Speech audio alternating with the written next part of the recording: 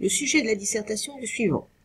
La déstabilisation des institutions encadrant le marché par les acteurs de l'économie collaborative contribue-t-elle au bien-être de la collectivité? Pour bien répondre au sujet, il faut d'abord comprendre la question. Pour cela, il faut analyser les termes de l'intitulé du sujet. Premièrement, il faut mettre en évidence les termes qui indiquent la nature du travail à faire. Ici, contribue-t-elle et le point d'interrogation mettent bien en évidence que c'est une question, un énoncé débat. La réponse sera donc relativement simple. Il faudra d'abord répondre par l'affirmative, puis relativiser. Il faut ensuite mettre en évidence les termes qui indiquent le domaine de connaissance. Ici, le marché. C'est le lieu où se confrontent l'offre et la demande afin d'aboutir à des échanges caractérisés par des prix de marché. Il faut ensuite définir ce qu'est l'économie collaborative. C'est une économie de pair à pair. Elle repose sur le partage ou l'échange entre particuliers de biens, de services ou de connaissances. Cet échange se fait avec ou sans monnaie. Et cet échange est réalisé par l'intermédiaire d'une plateforme numérique de mise en relation. Par exemple, Uber ou Blablacar. Autre terme à définir, bien-être. Le bien-être peut être quantitatif. Il est alors mesuré par le niveau de vie, mais il peut être aussi qualitatif. Il sera alors évalué par le mode de vie. Enfin, collectivité. Cela signifie l'ensemble des acteurs qui agissent dans l'économie. Les consommateurs, les entreprises ou l'État. Enfin, il faut opérer une délimitation géographique et temporelle. Quel pays, quelle époque doivent être prises en compte dans le sujet? Ici, il n'y a pas de bornage explicite.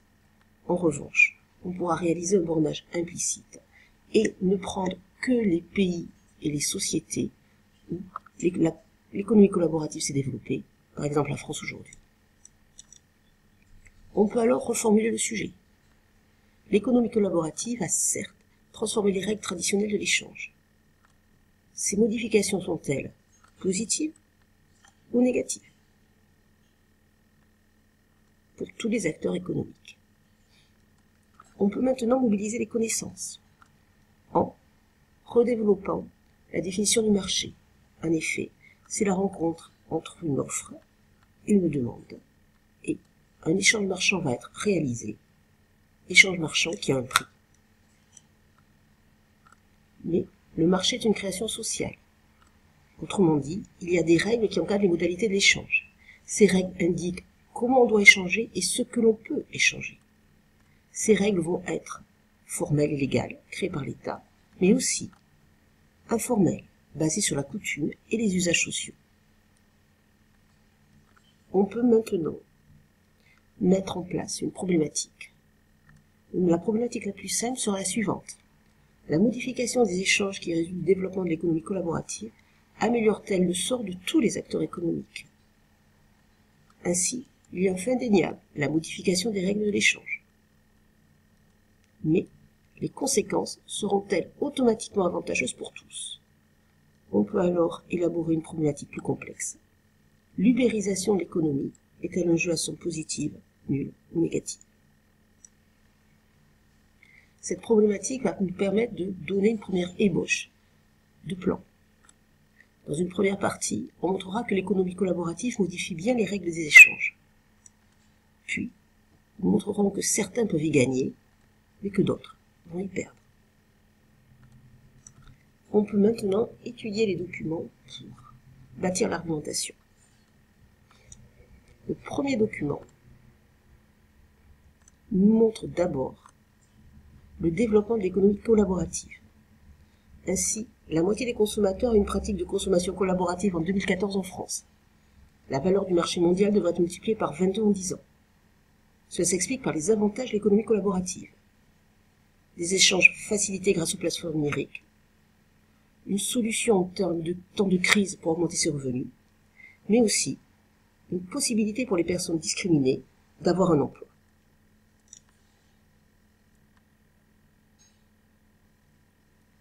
On voit ensuite la différence entre les règles des échanges traditionnels et les règles de l'échange dans l'économie collaborative. En effet, les règles formelles des échanges mises en place par l'État disparaissent. Les règles sur la concurrence et les règles fiscales, la protection des consommateurs par le droit à la consommation, celle des salariés par le droit du travail. Or, ces règles ont pour objectif de créer des règles équitables qui assurent à tous ceux qui échangent, entreprises, salariés ou consommateurs, un traitement équitable. Avec l'économie collaborative, cette protection et ces règles ne sont plus aussi fortes, ce qui peut avoir des effets positifs, mais aussi négatifs. Ainsi, ce document aussi met en évidence la caractéristique des règles des échanges de l'économie collaborative. Les règles sont simples, le prix est souvent plus faible, et surtout d'autres valeurs sont développées, le partage, la convivialité. On n'est donc plus dans la logique de l'homo economicus, uniquement motivé par son profit. Dans ce document 2, on va avoir uniquement les avantages de l'économie collaborative. On est ici dans une logique libérale. L'économie collaborative est un jeu à somme positive, tout le monde y gagne. On retrouve alors la main invisible d'Adam Smith. Premier gagnant, les consommateurs. Ils vont d'abord avoir un gain qualitatif.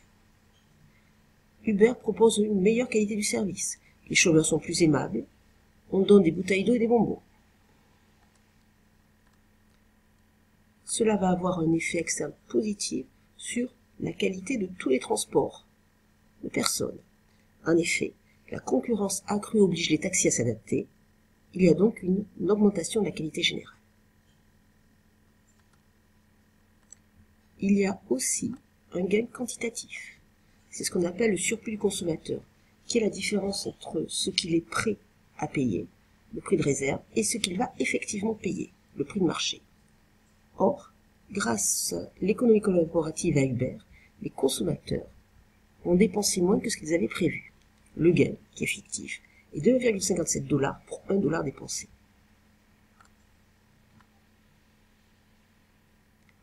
Autre avantage pour les consommateurs, le nombre de voitures disponibles augmente en fonction des besoins.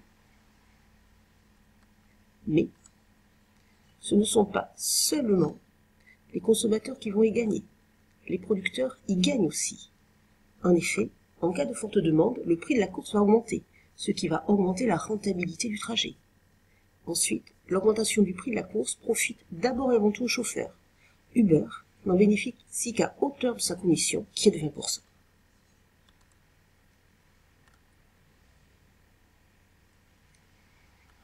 La loi de l'offre et de la demande permet alors d'assurer un jeu à somme positif. La fixation du prix dépend des préférences des offreurs et des demandeurs. Si on conclut l'échange, c'est qu'il satisfait les deux échangistes. Ainsi, 40% des échanges seulement sont réalisés quand le coefficient multiplicateur est de 2. L'équilibre est alors durable, pas de pénurie ou de surproduction.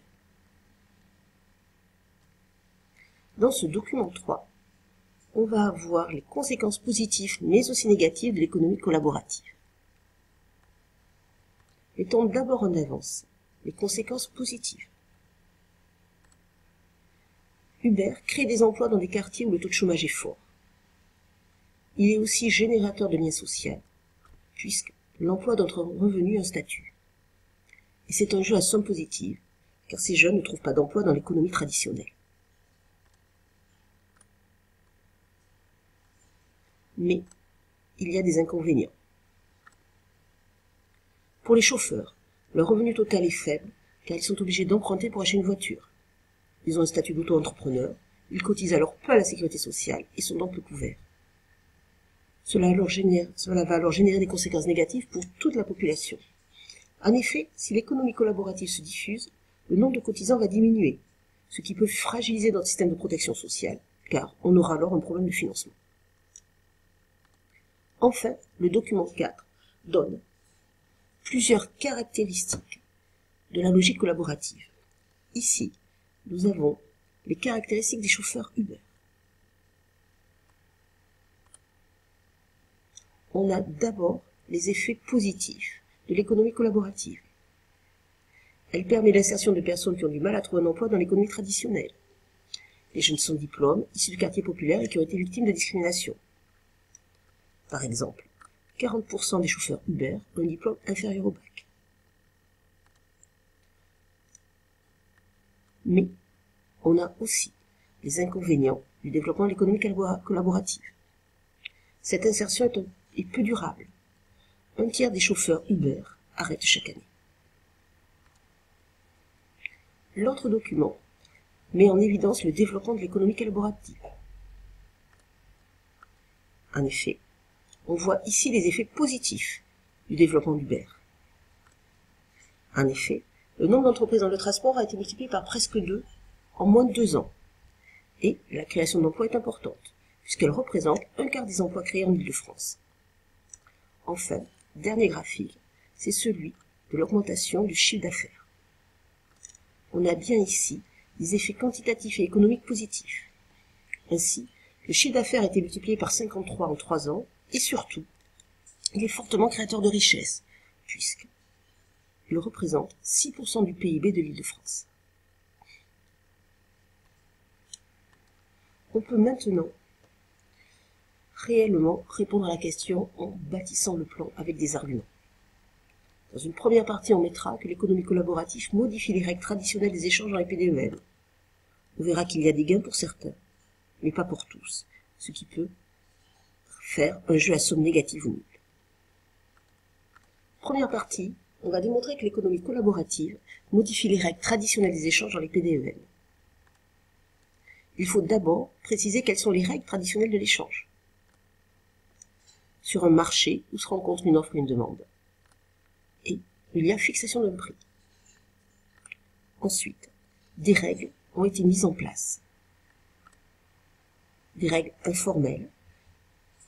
C'est le modèle de l'Homo economicus. Cet échange doit permettre d'obtenir la satisfaction matérielle maximale, puisque, avant de conclure un échange, l'individu va opérer un calcul coût-bénéfice et ne va réaliser l'échange que si le bénéfice est supérieur au coût. Mais il y a aussi des règles formelles, les réglementations sur les entreprises, le droit des salariés, le droit des consommateurs. Or, l'économie collaborative va modifier les échanges. Avec le développement du web, les échanges se font à partir de plateformes numériques. Mais surtout, les règles ne sont plus les mêmes. Les règles informelles d'abord, puisque sont mises en évidence les valeurs du partage, de la convivialité et de l'entraide. Mais surtout, les règles formelles, puisque les réglementations traditionnelles ne peuvent plus s'appliquer. Les frontières entre producteurs et consommateurs sont abolies. On peut alors montrer que pour les libéraux, cette transformation est positive pour tous. Tous les acteurs vont y gagner. On peut d'abord montrer que l'économie collaborative est en développement. La valeur mondiale du marché a été multipliée par 22 en une décennie. Le nombre d'entreprises a été multiplié par 2 en France. Le chiffre d'affaires a été multiplié par 53 en 3 ans en France. Enfin, si ce développement a eu lieu, c'est qu'il y a eu des avantages. Quels sont ces avantages et pour qui? Tous les acteurs y gagnent selon les libéraux. Les consommateurs, qui peuvent profiter de services de meilleure qualité et moins chers. Les producteurs, puisque leur chiffre d'affaires augmente. Mais aussi les chômeurs, puisqu'il y a une création d'emplois pour des individus qui étaient jusque-là exclus du marché du travail. Et donc, pour l'État, en effet, il y a une augmentation du PIB qui peut se traduire par une augmentation des recettes fiscales. Et donc, le gain est aussi social, puisqu'il assure une cohésion sociale accrue. On est donc bien là dans la main invisible d'Adam Smith. Les individus, en recherchant leur profit personnel, aboutissent à l'intérêt collectif. Cependant, en réalité, il y a des perdants. Et donc, les gains doivent être relativisés. D'abord à court terme, car les travailleurs qui travaillent dans l'économie collaborative sont des travailleurs pauvres sans protection sociale, mais aussi à moyen terme. C'est une insertion peu durable sur le marché du travail. Ensuite, elle peut créer une concurrence déloyale par rapport aux entreprises traditionnelles. Et enfin, cela risque de remettre en cause notre système de protection sociale. Pour l'introduction et conclusion, comme d'habitude, il va falloir pour l'introduction trouver une idée d'accroche. Cela peut être une idée tirée d'un document. Par exemple, que la valeur mondiale du marché a été multipliée par 22 en une décennie. Soit une idée d'actualité. Par exemple, les conflits entre les chauffeurs de taxi et VTC contre Uber. Pour la conclusion, Là aussi, il faut trouver une idée d'ouverture. Par exemple, une connaissance du cours, et se poser la question en reliant aux chapitres sociaux et se demander si ces nouvelles formes de marché relèvent de la déviance. Mais aussi une idée d'actualité et reliée avec les difficultés financières de notre système de protection sociale.